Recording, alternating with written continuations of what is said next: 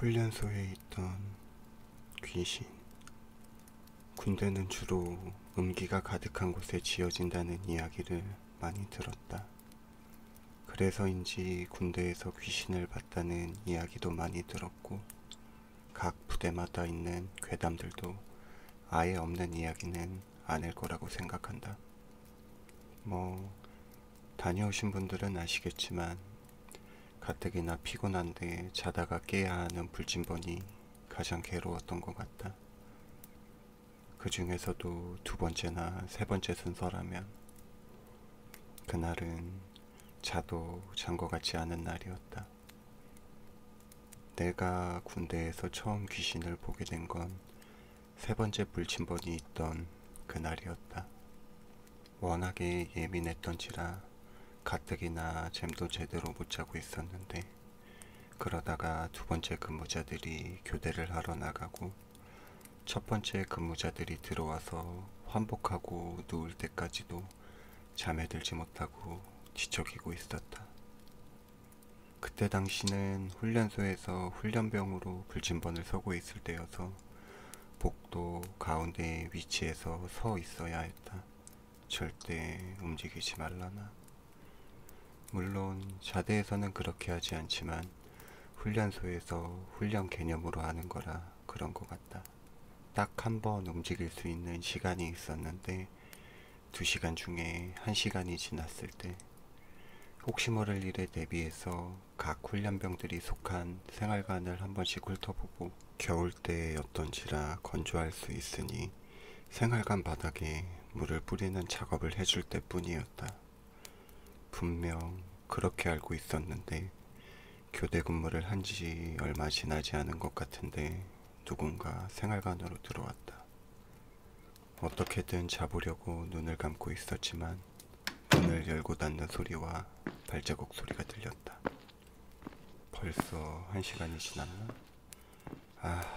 오늘 좀 다 잤네. 1시간 뒤면 불침번 교대를 해야 된다는 생각에 조금이라도 자려고 했다.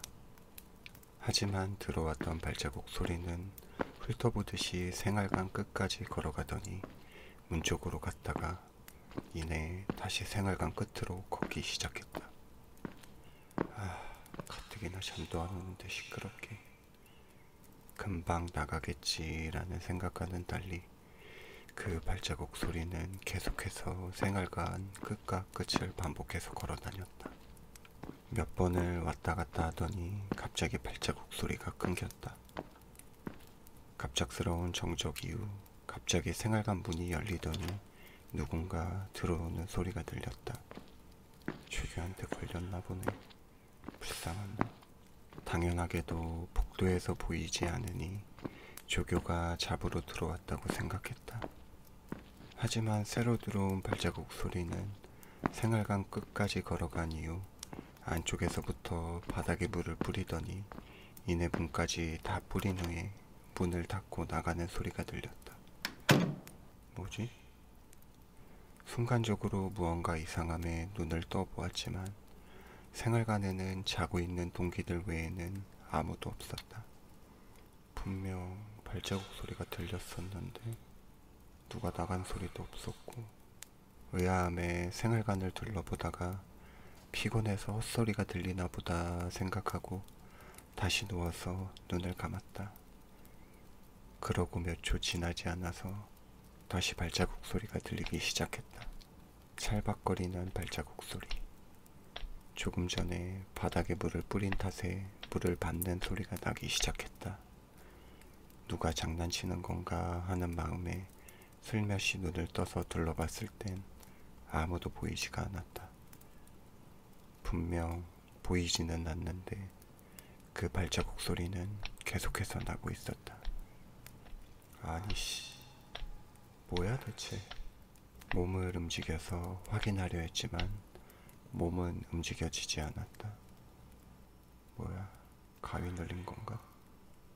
그렇게 생각을 할 때쯤 그 발자국 소리는 점점 빨라지더니 이내에 사람이 뛰어서 낼 수 있다는 생각이 안 들 정도의 소리가 들려왔다. 그렇게 얼마나 지났을까? 누군가 어깨를 붙잡는 느낌에 몸이 움직여졌고 동시에 벌떡 일어났다. 아우 씨 깜짝이야. 교대해야 되니까 환복하고 나와. 두 번째 근무자였던 동기가 근무교대 준비를 하라고 깨우러 온 것이었다. 야, 누가 혹시 돌아다녔어? 미쳤냐? 조교한테 욕먹을 일이 있게.